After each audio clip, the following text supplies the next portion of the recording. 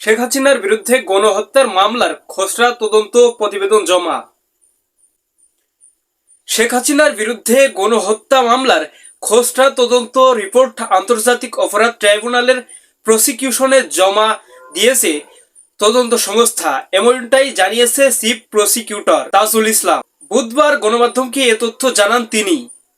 তাজুল ইসলাম বলেন, তদন্ত প্রতিবেদনে গণহত্যার নির্দেশদাতা হিসেবে শেখ হাসিনার বিরুদ্ধে বহু প্রমাণ এবং উপাত্ত রয়েছে। কখনো সরাসরি, কখনো টেলিফোন সহ নানা মাধ্যমে গুলির নির্দেশ দিয়ে তা আবার নিশ্চিত করেন শেখ হাসিনা। হেলিকপ্টার থেকে গুলি করার স্পষ্ট নির্দেশও দিয়েছিলেন তিনি। আইনের ভাষায় এ গণহত্যার সুপেয় কমান্ডার রেসপন্সিবিলিটি শেখ হাসিনা। তিনি আরো বলেন, এ খসড়ার প্রতিবেদনটি এখনো প্রসিকিউশনের হাতে রয়েছে। প্রতিবেদনে রাষ্ট্র মন্ত্রণালয়ের ব্যবহার করে গণহত্যার চালানোর অজস্র প্রমাণ উঠে এসেছে। শীঘ্রই তদন্ত প্রতিবেদন ট্রাইব্যুনালে জমা দেওয়া হবে।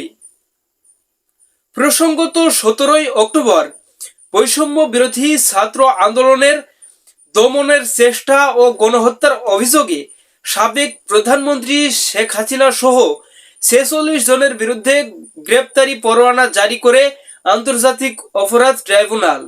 দর্শক, বুঝতে পারছেন, শেখ হাসিনার বিরুদ্ধে তদন্ত কিন্তু রিপোর্ট আকারে প্রকাশ করা হয়েছে এবং খুব শীঘ্রই অ্যাকশনে লাগবে আইন এবং স্বরাষ্ট্র মন্ত্রণালয়।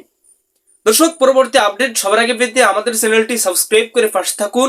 দেখা হচ্ছে খুব শীঘ্রই নতুন ভিডিওতে। আল্লাহ হাফিজ।